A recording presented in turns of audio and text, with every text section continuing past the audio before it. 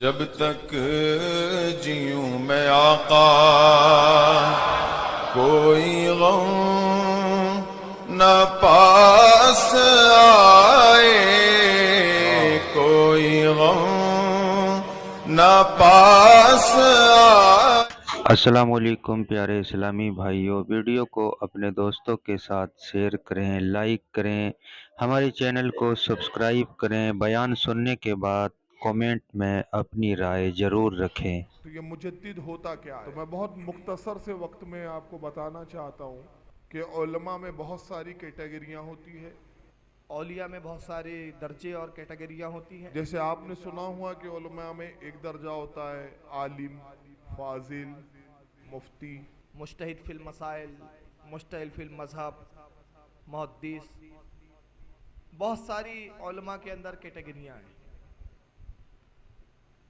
वैसे औलिया में भी बहुत सारे दर्जे हैं, बहुत सारी कैटेगरियाँ हैं, जैसे गौस, कुतुब, अब्दाल, औतात, नजबा, अतकिया, सुलहा, सूफिया, बहुत सारे दर्जे हैं।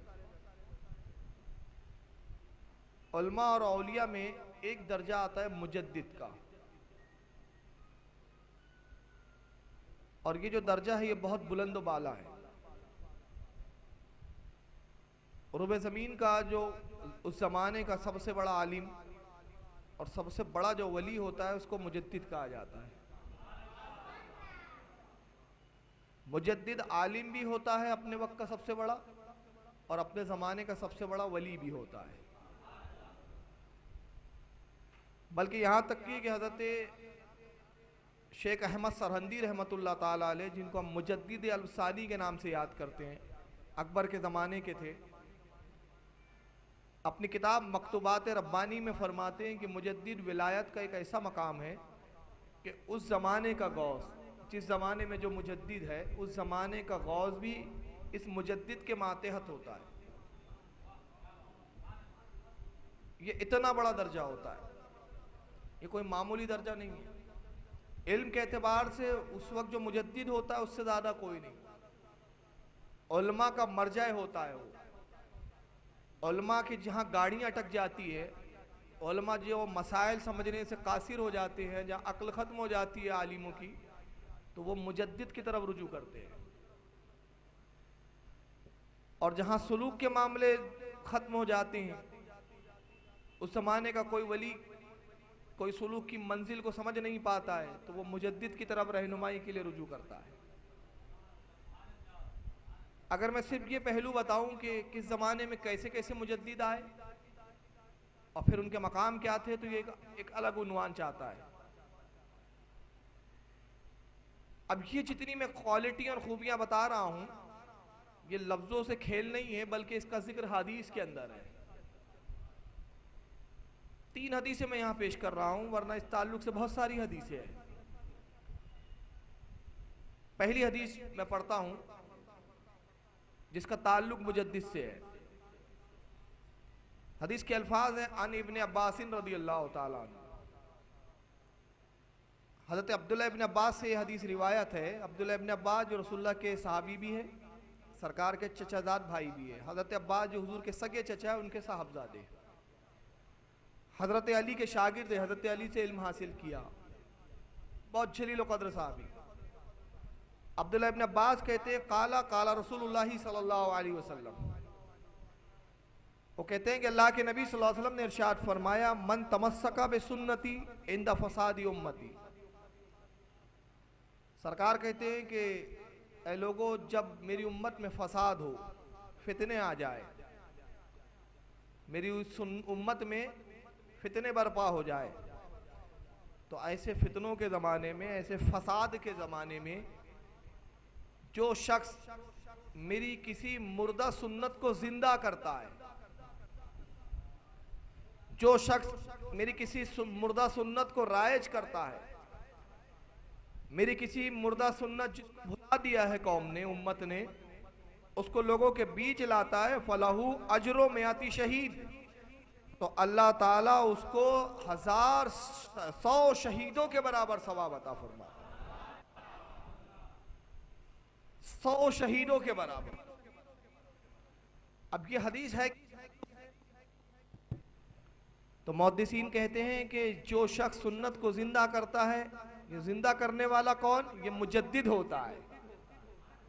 और हर सदी में एक ऐसा शख्स आता है कि जब फसाद होते हैं पूरे जमाना फसाद में मुब्तला है, फितनों का दौर है, उस वक्त उलमा का सबसे बड़ा सरदार, आलिमों का सबसे बड़ा रहबर जो मुजद्दिद बन के जलवागर होता है और नबी की सुन्नत क्या है और क्या बिदअत है इसमें इम्तियाज पैदा करता है, इसमें लाइन ऑफ डेमोस्ट्रेशन खींचता है और उसके बाद जाहिर करता है कि ये सुन्नत है नबी की, ये बिदअत है, ये तौहीद है, ये शिरक है। तौहीद और शिरक समझाता है, नबी के तरीके को और गैर शरई तरीकों को वाज़ेह करता है। तो अल्लाह के रसूल कहते हैं कि उसे 100 शहीदों के बराबर सवाब मिलता है। एक शहीद का सवाब कितना है? एक शहीद का अल्लाह के रसूल फरमाते हैं कि एक शहीद जो अल्लाह की राह में शहीद हो जाए उसका सवाब इतना है कि अल्लाह ताला उसके गुनाह सगीरा गुनाह कबीरा सबको माफ़ फरमा देता है। उससे ना हिसाब होता है ना किताब होता है, बगैर हिसाब किताब के अल्लाह जन्नत में उसको अता फरमा देता है। और हर कतरे के वक्त जो अल्लाह की राह में शहादत के वक्त गिरता है ज़मीन की तरफ, उसके जिस्म से जो खून का कतरा गिरता है, हर कतरे के वक्त अल्लाह ताला उसके एक दर्जे को बुलंद करता है। तो ये दर्जे कौन से जो शहीद के बुलंद किए जा रहे हैं? ये दुनिया वाले नहीं, वो तो शहीद हो गया, अब तो जन्नत में पहुंच गया। एक दर्जा। और जन्नत का अदना दर्जा क्या है? जन्नत का एक दर्जा क्या है? जन्नत का एक दर्जा ये है कि एक जगह फरमाया रसूलुल्लाह ने, जो जिसने जन्नत का एक दर्जा भी पा लिया उसको कम से कम 70 हूरें दी जाएगी।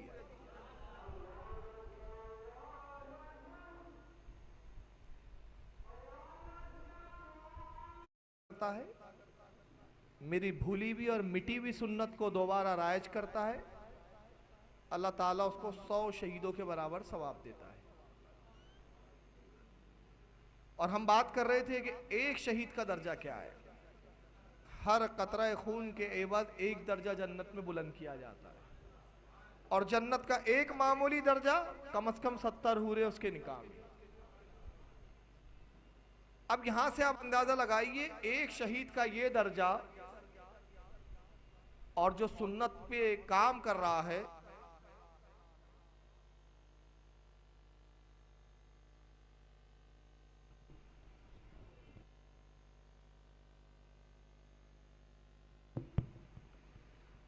जो नबी पाक सल्लल्लाहु अलैहि वसल्लम की सुन्नत को राइज कर रहा है, उसके दर्जे का आलम क्या होगा? 100 शहीदों के बराबर सवाब। इस हदीस को इमाम बहकी ने, माइक क्यों बंद हो रहा है बार बार?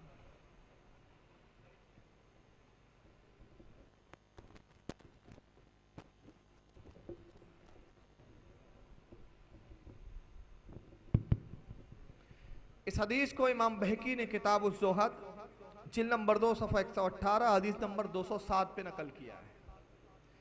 इमाम अबू नुआइम ने हिलियतुल औलिया के अंदर जिल्द नंबर 8 सफ़ा 200 पर,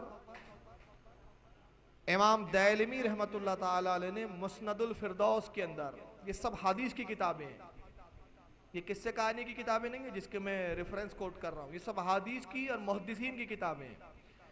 इमाम दैलमी मुस्नदुल फिरदौस जिल्द 4 सफ़ा 198 हदीस नंबर 6608 और इमाम मुंजरी अत-तरगीब व तरहीब के अंदर जिल्द नंबर 1 सफ़ा 41 हदीस नंबर 65 और इमाम ज़हाबी जो बहुत बड़े अस्मा और रिजाल के इमाम हैं, फन्ने जिरा और तादील के इमाम माने जाते हैं, मीज़ानुल एतदाल जिल्द नंबर 2 सफ़ा 270 हदीस नंबर 2582 पर इसको नकल करते हैं।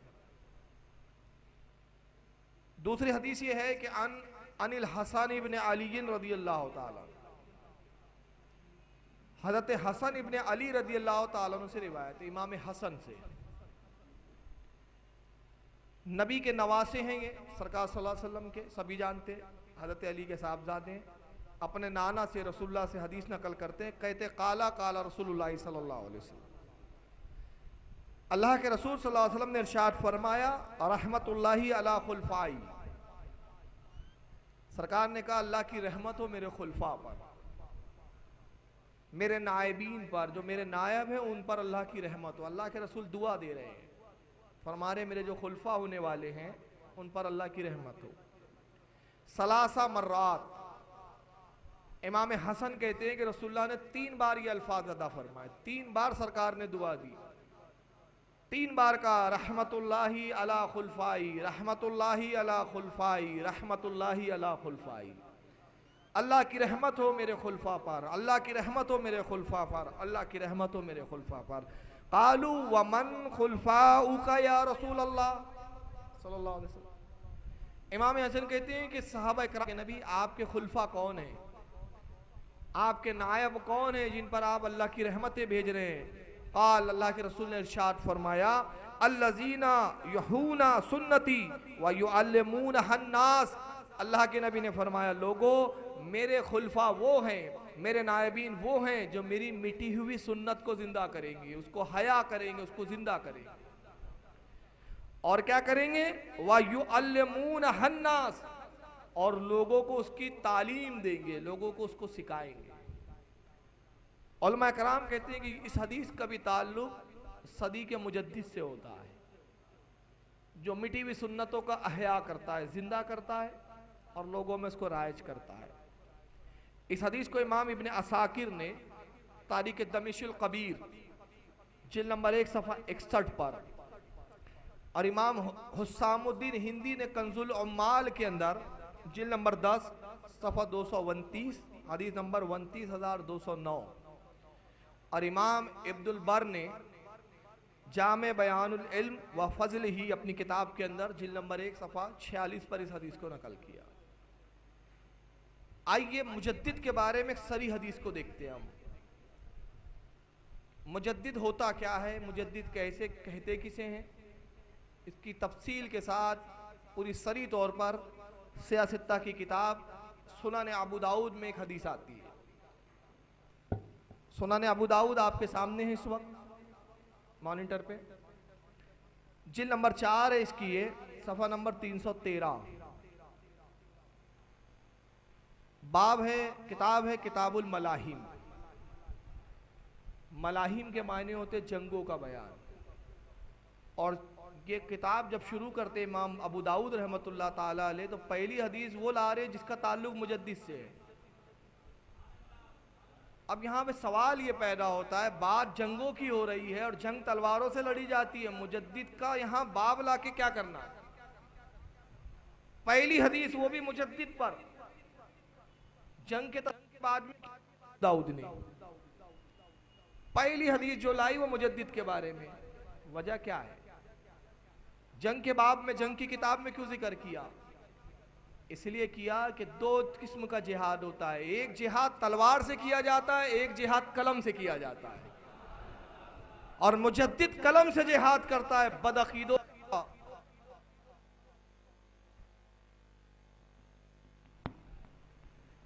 दीन के दुश्मनों का वो लड़ता है कलम के जरिए से, ज़बान के जरिए से।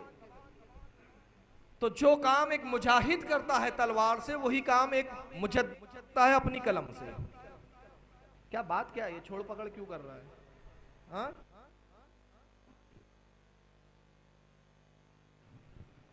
कहाँ गए ये माइक वाले?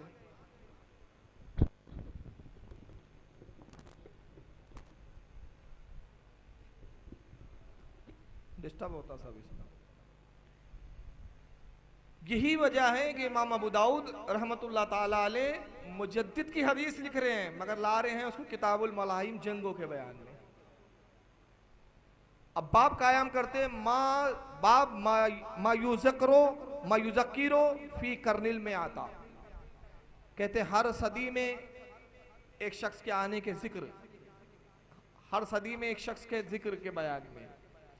हदीस नंबर 4251 हद्दसना सुलेमान अब्न दाऊद अल मुहर्रियो, कहते हदीस हमसे बयान की सुलेमान इब्न दाऊद मुहर्री ने।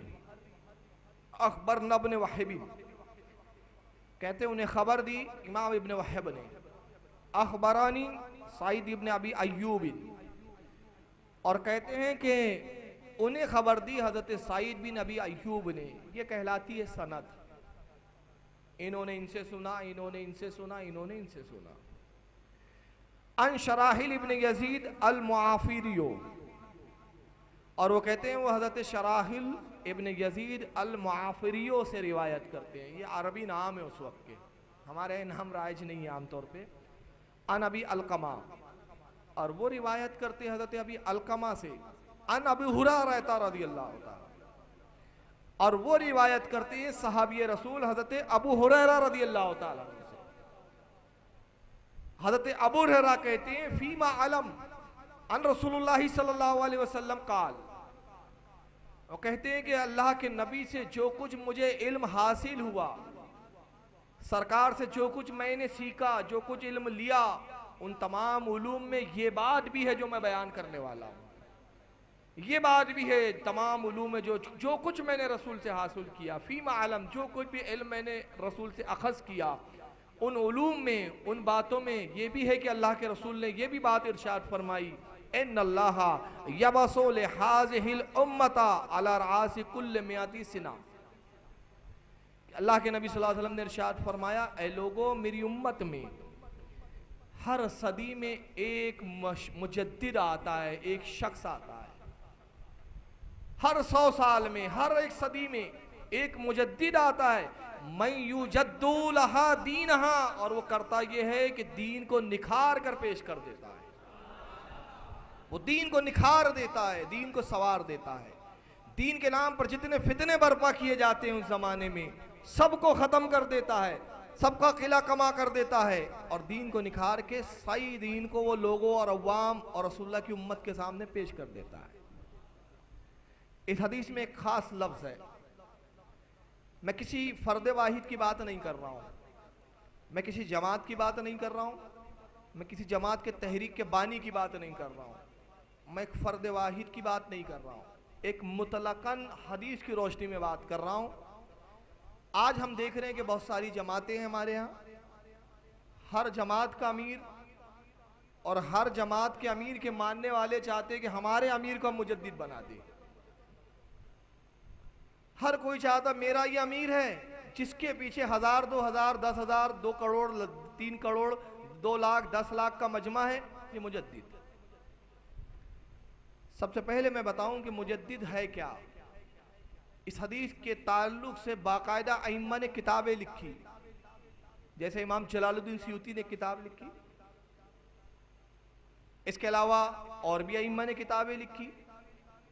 मैं बात कर रहा हूँ इमाम जलालुद्दीन सयूती की किताब की। उसमें वो बताते हैं कि मुजद्दिद के लिए 18 क्वालिटियाँ होना चाहिए। कितनी क्वालिटी होनी चाहिए? 18। उसमें सबसे पहली क्वालिटी है कि इल्म और अमल के एतबार से उस वक्त सबसे बड़ा आलिमों का सरदार हो। इल्म और अमल के एतबार, मुत्तकी परहेजगार। दूसरा कहते हैं सदी का आखिरी हिस्सा भी मिले, सदी का इब्तदाई हिस्सा भी मिले। एक सदी खत्म हो रही है वो भी देखा हो जो खत्म हो रही है, और जो दूसरी सदी शुरू हो रही है उसको भी वो पाए, 2 सदी पर हावी हो। तीसरा कहते हैं कि कभी भी जज्ब की कैफियत उस पर ना हो, सालिक हो। ऐसा ना हो कि किसी जमाने में मसरूफ था, होश ही नहीं था, दीवानगी के आलम में था, अब होशमंद आ गया, अब होशमंद हो गया, ऐसा नहीं। और कहते हैं चौथी उसकी शर्त बताते हैं कि उसका बचपन भी ऐसा हो कि उसके बचपन पर भी उंगली ना रखी जा सके, क्योंकि जो दीन की तजदीद करेगा, बड़ा हो के वो दीन की बात कर रहा है, दीन को संवारने की बात कर रहा है, तो कहीं ऐसा ना हो कि संवारने की बात करे और लोग कहे तुम सिखाने आए हो, तुम तो पहले खुद ये थे, पहला अपने गिरबान देखो। तो ये मुजद्दिद के काम पर हर्फ आएगा, उसका बचपन भी जो है वो शरीयत के कानून और दायरे में गुजरा हो। ये मैं नहीं कह रहा हूं, इमाम जलालुद्दीन सयूती फरमा रहे। और उसके बाद सबसे अहम शर्त क्या मालूम है? मुजद्दिद कभी फासिक नहीं होता। अरे फासिक तो आलिम नहीं होता तो मुजद्दिद कहां से बनेगा? अब फासिक की क्या है कैटेगरियां? दाढ़ी मुंडा ना हो, दाढ़ी छोटी ना हो, बेनमाजी ना हो, झूठ ना बोलता हो, औरतों से बेपर्दा ना मिलता हो, अगर कोई शख्स औरतों से बेपर्दा मिलता है, औरतों से बेपर्दा औरतों से बगैर किसी हिजाब के कलाम करता है, मुजद्दिद होना तो बहुत दूर की बात, ये सही मायनों में आलिम भी नहीं है, फासिक व फाजिर है। और मुजद्दिद चूंकि विलायत का एक दर्जा है, मकाम है, और इतना बड़ा मकाम कि उस जमाने के गौस भी उसके मातेहत है, तो कभी भी ऐसा शख्स जिसके मातेहत गौस है वो फासिक और फुस्को फजूर में नहीं हो सकता। ये तो इमाम जलालुद्दीन सयूती की तशरीहात थी, ऐसी 18 तशरीहात उन्होंने बयान की। मगर मैं रसूलुल्लाह की कौल की रोशनी में एक बात कह रहा हूं। अब हदीस के अल्फाजों पे आप गौर करें। सरकार ने कहा इन्नल्लाह युबासा, बेशक अल्लाह भेजता है। क्या फरमाया? युबासा। युबासा के मैंने मबूस करना, भेजना। तो मुजद्दिद बनाया नहीं जाता बल्कि अल्लाह की जानिब से भेजा जाता है। तो किसी को भीड़ कह दे ये मुजद्दिद है तो भीड़ से कोई मुजद्दिद नहीं होता। जो मुजद्दिद होता है वो मिन जानिब अल्लाह होता है। और अब इसकी दलील क्या है कि वो मिन जानिब अल्लाह है? तो उसकी दलील यह है कि अवाम नहीं, उलमा, खवास और उस जमाने के औलिया कहते हैं कि मुजद्दिद है, और जिसको जोहला कहे मुजद्दिद है, समझ लो इससे ही उसके मुजद्दिद होने की नफी होती है। बात समझ में आ रही है? एक मिसाल देता हूं। मैं कंप्यूटर चला रहा हूं यहां, अब चंद जाहिल लोग आए और कहे फारूक साहब से बेहतर कोई कंप्यूटर चला ही नहीं सकता। तो इससे ही पता चलता है कि मैं कंप्यूटर का एक्सपर्ट नहीं हूं। क्यों? मेरी तारीफ वो लोग कर रहे जो खुद कंप्यूटर के बारे में कुछ जानते ही नहीं। इससे ही पता चल रहा है कि चंद जाहिल लोग मेरी वाहवाह कर रहे हैं तो मुझ में कमाल नहीं है। कमाल कब है? जब एक सॉफ्टवेयर का इंजीनियर आ जाए, एक हार्डवेयर का इंजीनियर आ जाए, अपने वक्त का जीनियस है, अपने वक्त का एक्सपर्ट है, और वो कहे फारूक साहब मैं आपकी दाद देता हूं, आपसे बेहतर कंप्यूटर कोई ऑपरेट ही नहीं कर सकता। तो अब कमाल है, क्योंकि मेरी तारीफ एक जीनियस कर रहा है। अब जाहिल लोग अगर किसी को कह रहे हैं मुजद्दिद मुजद्दिद मुजद्दिद, और अहले इल्म कह रहे हैं फासिक, फाजिर, गुमराह, बद्दीन, तो दलील किसकी होंगी? एक्सपर्ट की कि जाहिलों की? बात समझ में आ रही है? ये मैं नहीं कह रहा हूं हदीस, इन्नल्लाह युबासा, अल्लाह भेजता है। पब्लिक नहीं बनाती, अवाम नहीं बनाती, अल्लाह भेजता है। आप और मैं किसी को मिलकर वली बना सकते हैं? कल सारा मजमा कल से ऐलान कर दे फारूक रजवी बहुत बड़ा अल्लाह का वली है, हो जाऊंगा? बल्कि क्या होगा मालूम? रुसवा हो जाऊंगा मैं। पूछिए कैसे? अब आप तमाम मजमे के लोगों ने मशहूर कर दिया फारूक वली है। अब चलिए, ये कौन सा इलाका है आपका? पारसी? देखिए विद्रोली, विद्रोली से मैं निकला। अब विद्रोली के लोगों ने इजमा कर लिया। 2 दिन तकरीर सुनी फारूक की, क्या करता है यार तकरीर, वली है इस जमाने। कर दिया आपने डिक्लेयर, इजमा हो गया आपका। अब यहां से मैं निकला गोवंडी या मुमरा, वहां खबर पहुंची, अरे फारूक साहब को विग्रोली के लोगों ने मशहूर कर दिया अल्लाह के वली। उन्होंने कहा अब अल्लाह के वली है? मैंने कहा नहीं, मैं तो नहीं हूं, लोग कहते हैं। अच्छा आप वली है तो हजरत फिर ये बताइए फला साहब की किस्मत देख के बताइए कि इनकी उम्र कितनी है। तो मैं कहूँ नहीं मुझे नहीं पता यार। अच्छा ये मसला बताए? नहीं ये नहीं मुझे पता। हजरत कोई करामत दिखाइए। अरे करामत क्या, मैं तो मच्छर भी नहीं हटा सकता। तो ये मेरी रुसवाई हुई क्या? नहीं। आपका इजमा करना मेरे लिए कोई फायदे बख्श हुआ नहीं। अगर मैं वाकई अल्लाह का वली होता और अल्लाह ने मुझे वली बनाया होता तो आपके डिक्लेयर करने की जरूरत नहीं थी। मेरा किरदार, मेरे अमाल, मेरी करामत बताते कि मैं अल्लाह का वली हूं, आपके बोलने की जरूरत नहीं थी। तो मालूम हुआ कि जो मुजद्दिद होता है अल्लाह उसको भेजता है, बनता नहीं है, वो बनाया नहीं जाता, भेजता है। और जब भेजता है तो उसके आदत व अतवार बताते हैं कि सदी का मुजद्दिद है, इसका कारनामा बताता है कि मुजद्दिद है, इसका तरीका बताता है कि मुजद्दिद है, इसका कारनामा और इसका काम बताता है कि मुजद्दिद है। और जो काम के एतबार से फासिक, फाजिर, नाच भी रहा है, कव्वालिया भी सुन रहा है, पगलेपने भी कर रहा है, उचक्केपने भी कर रहा है, ईसाइयों के भी साथ बैठा है, हिंदुओं के भी साथ बैठा है, काम गंदे निकम्मे, कौम कह रही है मुजद्दिद मुजद्दिद। मतलब ये हुआ कि अल्लाह ने भेजा नहीं है, प्लानिंग के साथ बनाया जा रहा है। भेजा नहीं मैं देखिए किसी शख्सियत पे मत ले जाए, मैं बारहा कह रहा हूँ, मैं एक मुतलकन बात कर रहा हूँ, क्योंकि हमारी सदी प्रॉब्लम क्या है, कोई किसी के मातहत रहना नहीं चाहता। और मेरा मामला ये है, मैं अपनी बात बता रहा हूँ, अल्लाह करे आपका भी मामला यही हो जाए, इसी में सलामती है। अल्लाह के रसूल की हदीस है, मन काना मुस्तनन फल यस्तन्ना बेमन कदमात फाहिन्नल आय्या। अल्लाह के नबी कहते हैं, तुम में जो चाहता है वो हिदायत पर रहे, उसको चाहिए कि विसाल याफ्ता बुजुर्गों के तरीके पर अमल करे, इसलिए कि जिंदों पर फितनों का अंदेशा है, जिंदे कभी भी फितने में डाल देंगे। मगर जो ईमान के साथ चले गए, उनका ईमान पर मरना इजमाई बात है, उनके तरीके पे चलोगे तो गुमराह नहीं होंगे। और अगर जिंदों के पीछे चलोगे, जिंदों को आइडियल बनाओगे, आज अच्छे कल बिगड़ जाएंगे, गारंटी नहीं है। तो अब मैं कहना ये चाह रहा हूं, मैं किसी जमात की बात नहीं कर रहा हूं, मैं किसी फर्द वाहिद की बात नहीं कर रहा हूं, मैं फिर अर्ज कर दूं, आला हजरत मुजद्दिद थे, उससे पहले मुजद्दिद गुजरे, इन्होंने खुद नहीं कहा हम मुजद्दिद है, इनके चमचों ने नहीं कहा कि हम मुजद्दिद है, इनके मुरीदों ने नहीं कहा हम मुजद्दिद है, उस जमाने के औलिया ने कहा कि मुजद्दिद है। फर्क ये है। अब हुआ क्या, प्रॉब्लम क्या हो गई हमारे यहाँ, मैंने कहा कि हम लकीर के फकीर बने। लकीर के फकीर क्या भाई, हम तो पैरवी करने में आफियत समझते हैं, रहनुमाई करने में आफियत नहीं है। मैंने एक जुमला कहा, आपने उसकी गहराई को नहीं समझा, लेकिन मैं बड़ा खुश हूँ माशाअल्लाह, बड़ा झील मजमा है, बॉम्बे का मजमा बड़ा झील मजमा है।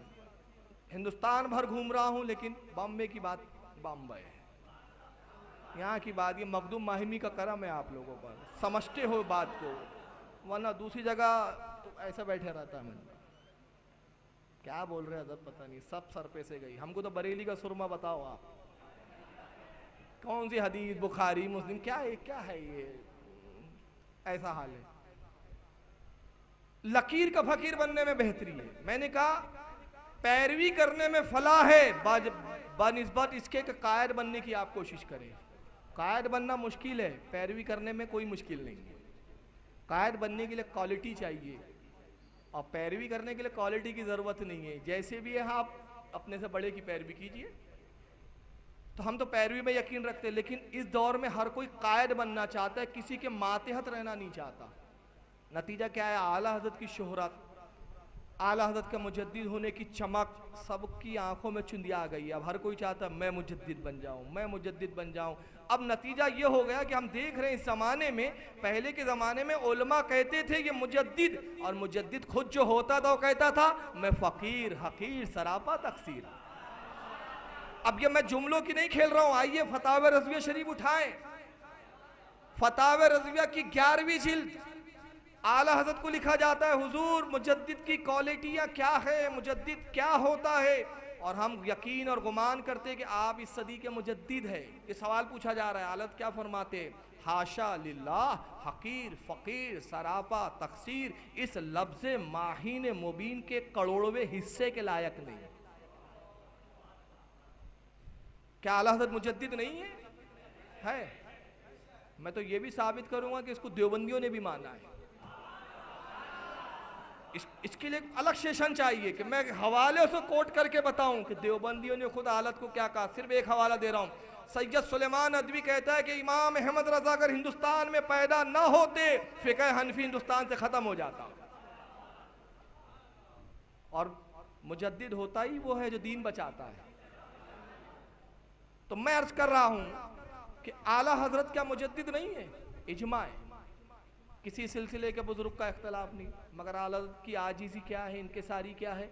मैं तो इस लफ्ज़ के करोड़वे, इतना वजनदार लफ्ज़ मुजद्दिद, लफ्ज़ माहीन इतना वजनदार, दब जाए आदमी इस लफ्ज़ के नीचे, इसके करोड़वे हिस्से के लायक नहीं। आला हजरत अपने आप को नहीं समझ रहे हैं, आजीज़ी कर रहे हैं, इनके सारी कर रहे हैं। मगर दुनिया के उस ज़माने के औलिया अक़ताब कुतुब अब्दाल कह रहे हैं ये मुजद्दिद है। हम जानते हैं कि मुजद्दिद है, हमारी विलायत की निगाह देख रही है कि मुजद्दिद है। आला हज़रत इनकिसारी करते रहे, मगर हमारा दौर इतना ख़तरनाक, इतना पुरखतरनाक, हर गुरोह का एक मुजद्दिद है, हर जमात का एक मुजद्दिद है। हर जमात का नारा है आपला मुजद्दिद झालत पाइजे। ऐसी अरे भाई जो होगा होगा, ये मिशन क्यों चल रहा है? क्या जरूरत है कि हर जलसों में मुजद्दिद, ये मुजद्दिद? अरे जो होगा होगा, पहचान लेंगी दुनिया खुद ही। काम तो करो, काम कौड़ी भर का नहीं, शोर दुनिया भर का। तो बहरहाल एक ज़िम्नन बात है कि हदीस की बात मैं कर रहा हूं कि अबू दाऊद ने जो लिखा है, इमाम अबू दाऊद ने हदीस, इन अल्लाह, बेशक अल्लाह उसको भेजता है। तो अल्लाह जिसको भेजता है तो कैसे भेजता है? मुकम्मल बनाकर भेजेगा कि अधूरा बनाकर भेजेगा? मुकम्मल। हमारी सदी के मुजद्दिद आला हजरत, लेकिन ये पहले मैं बता दूं, यही हदीस जो इमाम अबू दाऊद ने लिखी, इसको इमाम हाकिम ने भी अल मुस्तदरक के अंदर जिल्द नंबर 4 सफ़ा 568 हदीस नंबर 8593 पे लिखा। और इमाम तबरानी ने माजमउल औसत के अंदर जिल्द नंबर 6 सफ़ा 223 हदीस नंबर 2527, इमाम दैलमी ने मुस्नदुल फिरदौस जिल्द 1 सफ़ा 148 हदीस नंबर 532, और इमाम इब्ने असाकिर ने तारीख़ दमिश्कुल कबीर हदीस नंबर 388, इमाम खतीब बगदादी ने तारीख़ बगदाद जिल्द नंबर 2 सफ़ा 61 पर लिखा। हम मानते हैं कि हमारे दौर के, हमारी सदी के मुजद्दिद आला हज़रत इमाम अहमद रज़ा खां फाजिल बरेलवी है। और आला हज़रत के मुजद्दिद होने में एक ख़ास बात यह है कि हिंदुस्तान के उलमा ने बाद में कहा कि आला हज़रत मुजद्दिद है, पहले हरमैन तैयबैन के उलमा ने कहा यह मुजद्दिद है। हरमैन तैयबैन वालों ने पहले कहा, हिंदुस्तान वालों ने बाद में माना। मगर कुछ लोगों को तो आला हज़रत से चिढ़ थी, तो उन्होंने कहा आला हज़रत को हम मुजद्दिद नहीं मानेंगे, हम अपना अलग मुजद्दिद बनाएंगे। तो ठीक, तो आला चल रही थी उस जमाने में, उन्होंने अपना एक नया मुजद्दिद बनाया। कहा नहीं, मौलाना अहमद रज़ा मुजद्दिद नहीं है, हमारे मुजद्दिद मौलाना अशरफ अली थानवी है। मौलाना अशरफ अली थानवी को उन्होंने मुजद्दिद डिक्लेयर किया। किताबों में बाकायदा लिखा जाता है मुजद्दिद मियात हाजरा, मुजद्दिद मिल्लत, मुजद्दिद दीनो मिल्लत, बाकायदा अशरफ अली साहब की किताबों पे प्रिंट होता है। और बल्कि आप ताज्जुब करेंगे, मैंने भी बताया कि आलत कहते मैं मुजद्दिद के करोड़वें लफ्ज़ के लायक नहीं, मगर उठाइए अलिफादातुल यौमिया। एक शख्स अशरफ अली थानवी से पूछता है, थानवी साहब की मलफूजात, कहा हुजूर हमारा ख्याल है कि आप मुजद्दिद है, आप इस बारे में क्या कहते हैं? तो अशरफ अली कहता है मुझे भी लगता है कि मैं मुजद्दिद हूँ, मुझे भी लगता है कि मैं हूँ। तो वो भी मानते थे मैं मुजद्दिद हूँ, लोग भी मानते थे कि मुजद्दिद है, और दर्जा बहुत बड़ा है। अब इतने बड़े दर्जे पर एक जाहिल को रख देंगे तो प्रॉब्लम होगी ना, फिर तहकीक तो करनी पड़ेगी कि ये है या नहीं। भाई बहुत बड़ा दर्जा है, उस जमाने का गौस उसके मातेहत, अब्दाल उसके मातेहत, कुतुब उसके मातेहत, उलमा उसके मातेहत, फुजला उसके मातेहत, मुफ्तियान इकराम उसके मातेहत, अइम्मा इकराम उसके मातेहत, सारा जमाना उसके मातेहत, सब उसके जेर तरबियत। अब थानवी साहब भी उस मनसब पे है कि नहीं, तहकीक करनी पड़ेगी। तो देवबंदियों का उसूल ये, तहकीक करो मत, नमाज की बात करो, रोजे की बात करो, तहकीक मत करो। क्यों? तहकीक करोगे तो हमारे मौलवी इतने नंगे हैं कि पूरे बरहना नजर आएंगे, एक हमाम में सब नंगे नजर आएंगे। तो कौम को उलझा दिया, किताबें पढ़ो मत, तहकीक करो मत, तस्बीह उठाओ, थैला लटकाओ, 40 दिन का चिल्ला, दैट्स ऑल, दीन मुकम्मल। हमें नहीं लेना देना किसने क्या लिखा, किसने क्या बोला। अच्छा नहीं देना देना तो छाप क्यों रहे हो? अरे जिस जात जिस शख्स से तुम्हें लेना देना नहीं, फिर किताबें क्यों छाप रहे हो उसकी? रहमतुल्लाह अलैह क्यों बोल रहे हो उसको? बुजुर्गों पेशवा क्यों कह रहे हो? तो ये दोगली पॉलिसी बंद करो। चलिए आइए, सवाल ये पैदा होता है कि थानवी साहब का मकाम क्या है देवबंद के उलमा में। आइए मैं 2 किताबों से हवाला पेश कर दूं। यह है किताब दीनी दावत, हाथ में यहाँ मौजूद है, मॉनिटर पे अभी एक पेज दिखाता हूँ मैं आपको। ये मलफूजात है मौलाना मोहम्मद इलियास। ये मौलाना मोहम्मद इलियास कौन है? तबलीगी जमात के फाउंडर, जिन्होंने तबलीगी जमात को कायम किया। उनकी ये किताब है मलफूजात। लिखने वाले मौलाना मोहम्मद मंसूर नुमानी, जो अशरफ अली थानवी के शागिर्द भी है। इस किताब के अंदर सफ़ा नंबर 58 पर लिखते हैं, एक बार फरमाया, किसने? मौलाना अशरफ अली थानवी, मौलाना इलियास साहब ने, तबलीगी जमात के जो बानी है, उन्होंने फरमाया हज़रत मौलाना थानवी रहमतुल्लाह अलैह ने बहुत बड़ा काम किया है। बस मेरा दिल ये चाहता है कि तालीम तो उनकी हो और तरीक़े तबलीग मेरा हो कि इस तरह उनकी तालीम आम हो जाएगी। बानी जमात तबलीगी जमात कहते हैं कि मौलाना अशरफ अली थानवी ने बहुत बड़ा काम किया। मेरा दिल ये चाहता है तालीम उनकी हो, तरीका मेरा हो, और मैं चाहता हूं कि अपने तरीके से तालीमात अशरफ अली थानवी को दुनिया में आम करूं। अब देखिए, देवबंद के अंदर बहुत बड़े बड़े उलमा गुजरे हैं इनके। रशीद अहमद गंगोही भी एक आलिम है इनके यहाँ, कासिम नानातवी भी है, खलील अहमद अम्बेठवी भी हैं, महमूदुल हसन भी हैं, हुसैन अहमद टांडवी भी हैं, सुलेमान नदवी भी हैं, दुनिया भर के। सबको छोड़कर मौलाना अशरफ अली थानवी को चुना गया। तो इसका मतलब यह हुआ कि मौलाना अशरफ अली थानवी का लेवल इनके नज़दीक सबसे बड़ा है। किसी की तालीम आम करने की बात नहीं की जा रही है, तालीम किसकी आम करना है? मौलाना अशरफ अली थानवी साहब की। इसका मतलब यह हुआ कि मौलाना अशरफ अली थानवी का मकाम तबलीगी जमात वालों के नज़दीक बहुत बुलंद है। और फिर थानवी साहब की ही तालीम क्यों आम करना है, उसके लिए एक दूसरी किताब देखते हैं। इस किताब का नाम है मुताले बरेलवियत। इसके लिखने वाले डॉक्टर अल्लामा Khalid Mahmood MA PhD, director Islamic academy Manchester में रहते हैं। वहाँ से इन्होंने मुताले बरेलवियत नाम की किताब लिखी, हमारे खिलाफ। किसके खिलाफ? हमारे खिलाफ, सुन्नियों के खिलाफ, बरेलियों के खिलाफ। उसका नाम रखा मुताले बरेलवियत। ये PhD भी है, मौलाना भी है। मैंने एक तकरीर में कहा था शायद ये झूठ में इन्होंने PhD किया है, क्योंकि इस किताब में पहले वर्ग से लेकर आखिरी वर्ग तक सिवाय झूठ के कुछ नहीं है। 2.5 साल पहले मैंने इस किताब के ताल्लुक से एक तकरीर की थी, नेट पर आज भी मौजूद है, आप जाके देख ले। और मैंने उसमें चैलेंज किया था, मेरा एड्रेस आता है बाकायदा, ऐसा हवाई चैलेंज नहीं था। मेरा फ़ोन नंबर आता है, मोबाइल नंबर आते हैं, मेरा एड्रेस आता है, करस्पॉन्डिंग एड्रेस आता है।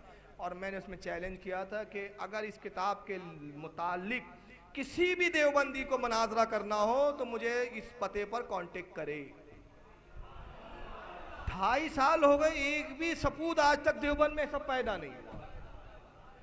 मुसन्निफ जिंदा है, नेट के जरिए तो आपकी तकरीर दुनिया के हर खित्ते में चले जाती है।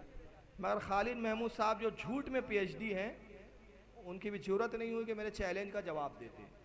उनको मैनचेस्टर से इंडिया आने की ज़रूरत नहीं। आप सोचेंगे यार ये हवाई बातें हैं, वो मैनचेस्टर से बेचारे कहाँ आएंगे इंडिया। मैंने कहा बिल्कुल सही, ना मेरे पास इतने पैसे कि मैं मैनचेस्टर जाऊँ, मगर भाई टेक्नोलॉजी का फ़ायदा तो उठाइए। मनाजरा तो नेट के ज़रिए भी, फेसबुक के भी ज़रिए किया जा सकता है, लाइव भी मनाजरे हो सकते हैं, हिम्मत हो तो वैसा कर लो। अब इस किताब में आइए अशरफ अली थानवी की तारीफ़ की गई, आला हजरत की ग़ीबतें की गई। और मैं उन लोगों से कहना चाहता हूं जो कहते हैं कि बरेलवी लोग बहुत ग़ीबत करते हैं हमारे मौलानाओं की, अपने घर की किताबें देखो कि आला हज़रत को दज्जाल तक लिखा है इन लोगों ने। वो गालीनामा अगर आपको देखना है, अस्साकिब शाकिब हुसैन अहमद टांडवी की किताब देख लीजिए, कितनी गालियां लिखी आला हज़रत को नंगी नंगी। इस किताब में थानवी की तारीफ करते हुए खालिद महमूद साहब क्या कहते हैं, ज़रा सुनिए। आइए आगे बढ़ते हैं। सफ़ा नंबर 106। डॉक्टर खालिद महमूद, अल्लामा डॉक्टर खालिद महमूद कहते हैं कि कायदे आज़म के तासुरात। कायदे आज़म कौन?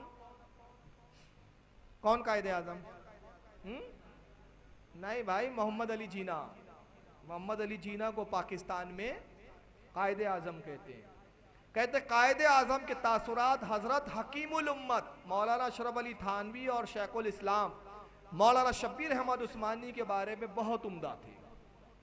मुसन्निफ कहते हैं कि कायदे आज़म जो थे मोहम्मद अली जीना साहब, वो अशरफ अली की बहुत तारीफ़ करते थे और उनके बारे में उनके ख्यालात बड़े अच्छे थे।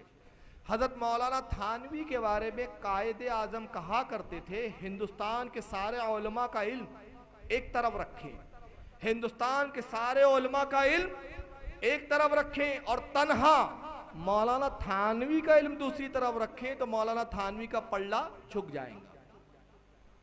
यानी मौलाना अशरफ अली थानवी कितने बड़े आलिम थे, कितने बड़े आलिम थे। पूरे हिंदुस्तान के उलमा का इल्म एक पल्ले में रख दे, तराजू में अगर तोला जाए, तराजू में अगर उसका वजन किया जाए तो एक पल्ले में दुनिया हिंदुस्तान के तमाम उलमा का इल्म रख दें और एक तरफ तन्हा अकेले थानवी साहब का इल्म रख दीजिए तो थानवी साहब का इल्म सब पर भारी। यानी पूरे हिंदुस्तान के उलमा में सबसे बड़े अल्लामा, सबसे बड़े मौलाना सबसे बड़े आलिम। चलिए, ये एक झलक मैंने दिखा के ये वाजे करने की कोशिश की। आज टाइम की कैदी नहीं है इंशाल्लाह, इत्मीनान से सुने। आज अल पुलिस अल मदद का नारा नहीं लग सकता क्योंकि हॉल का मसला अलग होता है। अब आइए, मैं ये बताना चाह रहा हूँ, मैंने ये दो हवाले देकर ये बताया और इसको बताना चाह रहा हूँ कि मौलाना अशरफ अली थानवी जो इनके मुजद्दिद है, इनका लेवल बहुत ऊंचा है, बहुत बड़े आलिम है।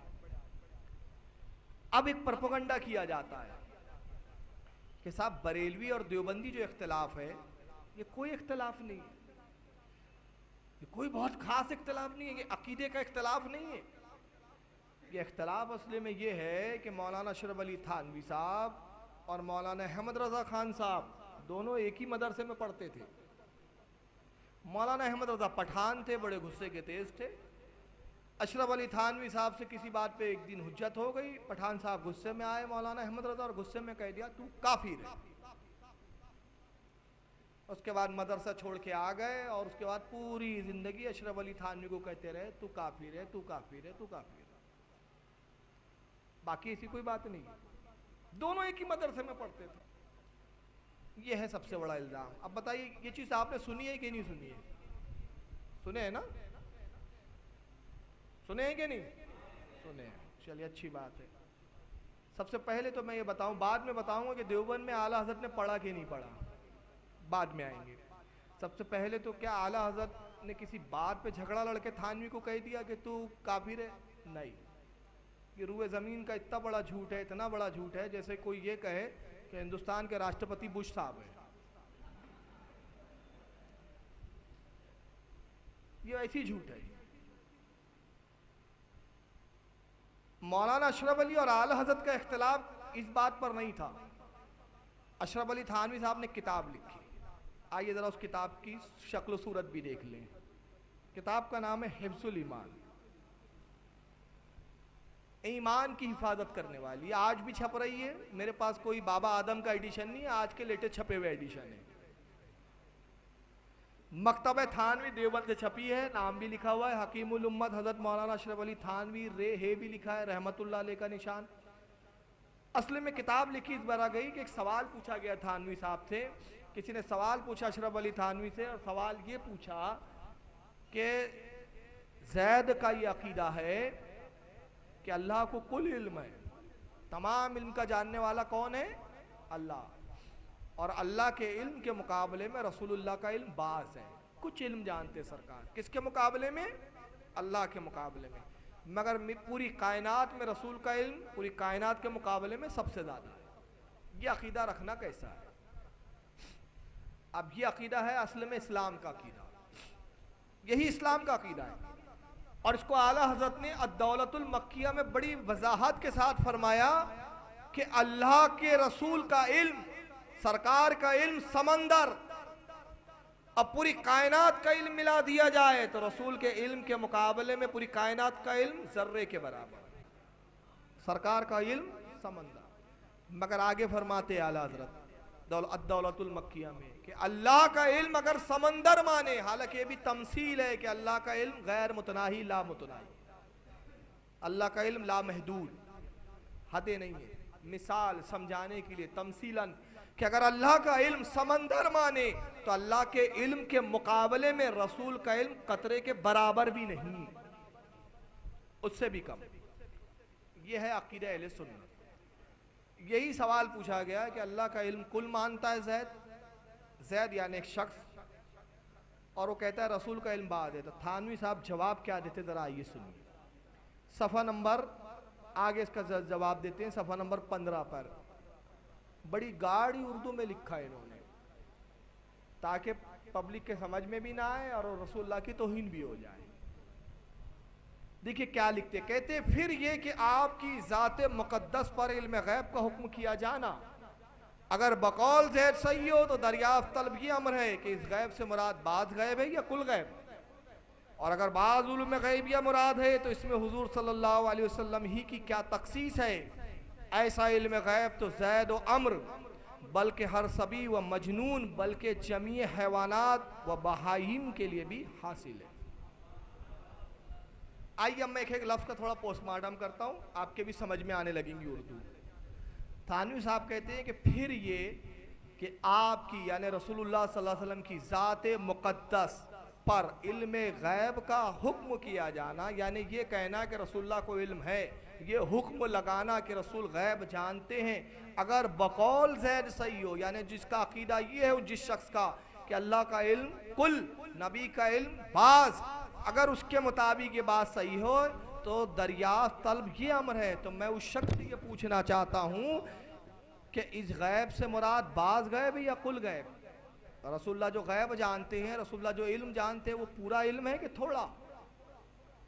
तो अल्लाह के मुकाबले में तो थोड़ा ही है ना।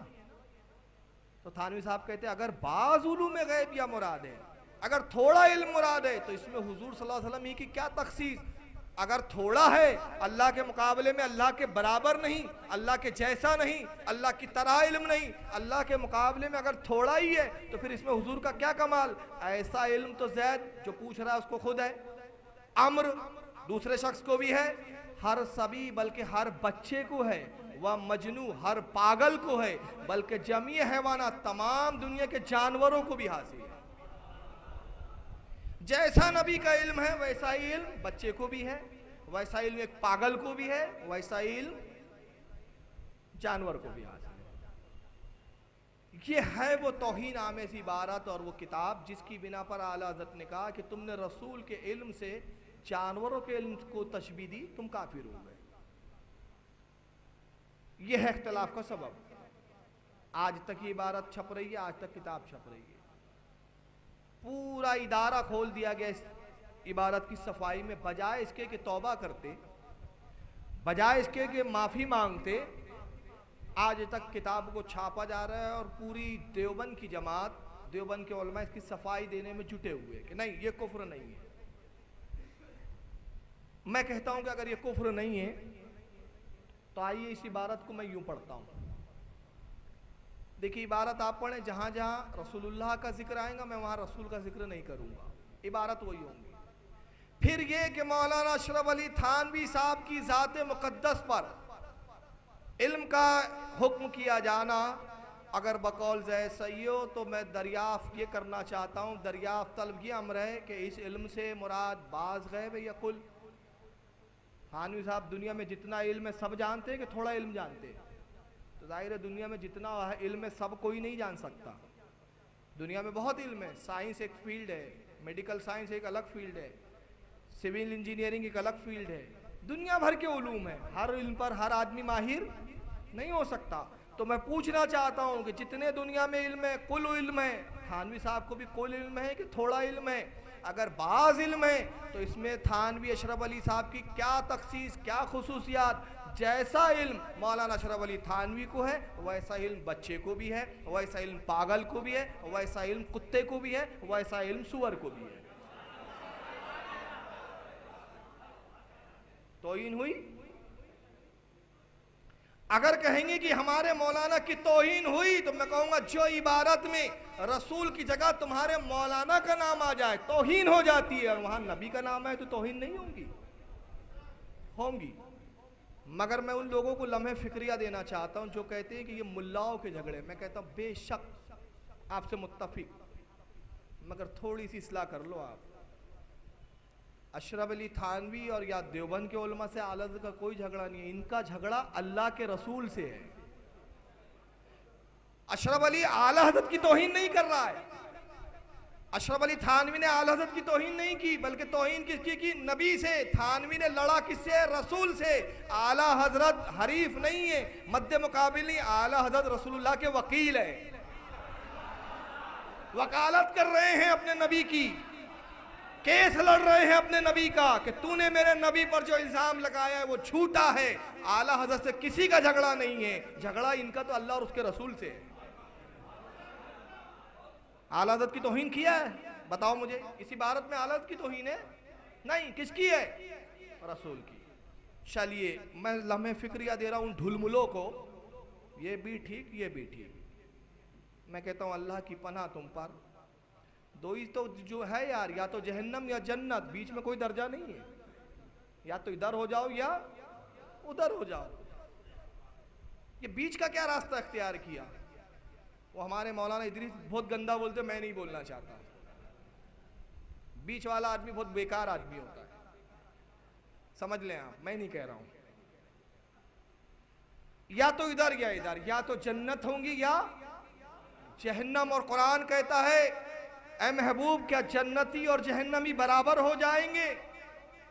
हरगिज हरगिज नहीं। जो जन्नत वाले वही कामयाबी को पहुंचे।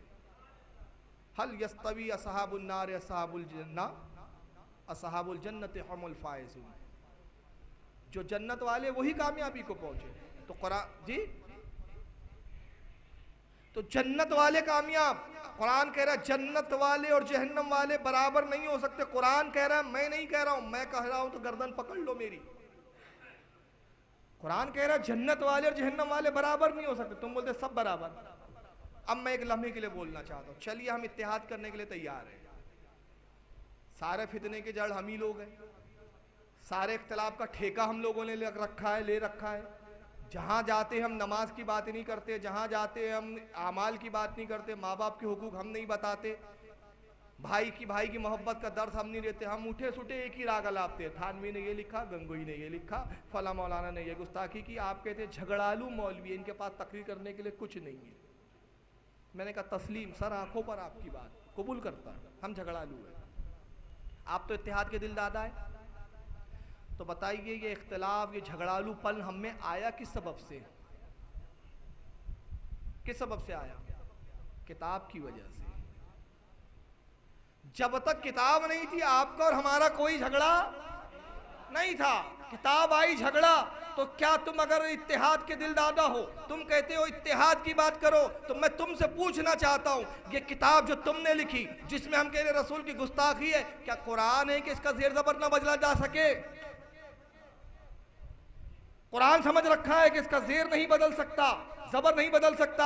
मालूम हुआ इख्तिलाफ तुमने पैदा किया, किताब लिख के इख्तिलाफ उम्मत में तुमने डाला, इख्तिलाफ तुमने लाया। अगर तुम इत्तेहाद के दिल दादा होते, कसम खुदा की तुम देखते कि मौलाना अहमद रजा इस किताब के सबब से अलग हो रहे हैं, जुदा हो रहे। तुम कहते अहमद रजा तू अजीज है हमारे लिए, हमारी किताब कुरान नहीं, हमारी किताब हदीस नहीं, जेर जबर क्या, पूरी किताब रद्द करते, तौबा करते, आओ गले मिल ले।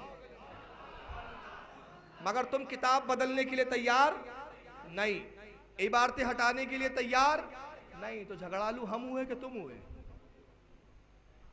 मैंने एक मिसाल दी थी एक तकरीर में। दो भाई है, दो भाई एक साथ रहते और वो भी बम्बई में रहते हैं, छोटी सी जगह, एक फ्लैट। एक भाई ने कहा यार दूध आजकल अच्छा नहीं आ रहा है, पैकेट में आ रहा है, वो भी क्रीम व्रीम सब निकाल लेते हैं कम बखत, बच्चों की सेहत खराब हो रही, मैं ऐसा करता हूँ भैंस ही ले आता हूँ। भैंस ले आया, एक तमसील है, एक मिसाल है समझने के लिए। भैंस ले आया, अब फ्लैट में भैंस भी घुसेड़ दी। अब उस फ्लैट में इंसानों के रहने के लिए जगह ठीक से नहीं है, भैंस आ गई साहब, पेशाब भी वहीं कर रही है, पखाना भी वहीं कर रही है, गोबर ली, सब बदबू फैल गई, ताफुन फैल गया। बड़े भाई ने भैंस ले आया, छोटा भाई कहता है भाईजान क्या बला ले आया यार, 1 लीटर दूध तो रोजाना लगता है, 1 लीटर के लिए इतनी बड़ी भैंस उठा के लाए, निकालो यार इसको फेंको। नहीं भैंस मैंने लाया, भैंस नहीं निकलेंगी, भैंस नहीं निकलेंगी। अरे भाई ये बदबू आ रही है यार, कमरे में जगह नहीं है सोने के लिए, कहाँ भैंस ले आए? बोल दिया ना दूध चाहिए, सेहत बनाना है, कौम को सेहत की जरूरत है, बच्चों को सेहत की जरूरत है, पीवर दूध मिलना चाहिए, मिलावट वाली चीज नहीं, पीवर दूध। भैंस तो नहीं हटेंगी। इख्तलाफ होता रहा, झगड़ा होता रहा, दोनों भाई रोज भैंस को लेके लड़ते रहे। आखिर में बड़े भाई ने फैसला सुनाया, भैंस नहीं जाएंगी, तू निकल जा, चल। बताओ वो अक्लमंद है कि बेवकूफ है? अरे यार भैंस से तो दूध मिलेगा ना, भाई से क्या मिलेगा? हर जी इल्म आदमी, हर अक्लमंद आदमी कहेगा वो भाई बेवकूफ है जो एक भैंस की खातिर अपने भाई को छोड़ रहा है। मैं कहता हूं ये तुम्हारी भैंस जो है ना हिफ्जुल ईमान की, ये लीद कर रही है, गोबर है, बदबू है, ताफुन है। अगर तुम में इत्तेहाद की बात होती, तुम इस गोबर, इस हिफ्जुल ईमान नामी भैंस को निकाल देते और आला हज़रत को अपने गले से लगा लेते। तो मालूम हुआ कि तुम बदमाश हो, कमीने हो, तुम लोग धोखा देते हो कौम को। अच्छा, और बड़ा अजीब सॉन्ग मैं बताता हूँ, ताजुश शरिया हमारे यहाँ है नागपुर में। एक बार देखो कैसे कैसे बक्कार कौम है, अल्लाह की पनाह। मैं खुद जमात इस्लामी में 2 साल रहा हूँ, आज मैं अपनी बता रहा हूँ एक चीज़, आपको सुनकर ताज्जुब हो रहा होगा ना। इन फिटियालों के अंदर रहकर मैंने सीखा है कि मक्कारियाँ करते कैसे हैं। वो तो सरकार ताजुल औलिया का करम था, वरना आज ईमान था मेरे नसीब में, वरना ऐसा भी हो सकता था, अल्लाह ना करे और अल्लाह वो दिन का भी ना लाए कि इन बेवकूफ़ों की जमात का मैं शायद मुबल्लिग होता और आज आपके खिलाफ बोल रहा होता, मगर वो ताजुल औलिया का सदका था कि बचा लिया और आज हकीकत कहने पे मजबूर कर दिया कि हकीकत बोल। मजबूर नहीं, मैं मजबूरी में थोड़ी बोल रहा हूँ, खुशी से बोल रहा हूँ, माफ, मैं अपने जुमले वापस ले रहा हूँ। तो मैंने इनके फंडे देखा। अब ताजुश शरिया है नागपुर में, बहुत बड़ा जलसा हुआ भाई, जैसे आलिम वैसा जलसा होता है ना भाई, बड़ा जलसा। अब ताजुश शरिया ने 10 मिनट बोला, क्या बोला भाई, अकायद पे कायम रहे, बदअकीदों से अपना दामन बचाएं, जैसे कि ताजुश शरिया की आदत है। और भी हमारे बड़े आलिम आते हैं, मुख्तसर बोलते हैं। अब देवबंदियों ने कहा, देखो साहब इतना रुपया खर्चा कर डाला, मौलाना आए इतने बड़े बरेली के, न वज़ू बताया, न नमाज बताई, न हज का कुछ बोला, न इत्तेहाद बोला, न माँ बाप के हुकूक पर बोला, न भाईचारगी पे बोला, वहाँ भी ऐसे वहाँ भी ऐसे, यही बोला। मैंने कहा यार तुम्हारी अक्लों पे मातम। अरे नमाज में कितने फ़र्ज़ है, रुकू में कितने, वज़ू में कितने फ़र्ज़ है, गुसल में कितने फ़र्ज़ है, इस काम के लिए हमारे मस्जिद के इमाम हैं, ये कहने के लिए जुमा है।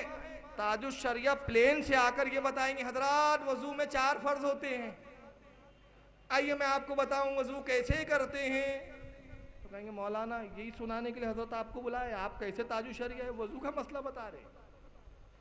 बात बड़ी कीजिए, बड़े हो तो बड़ी कीजिए।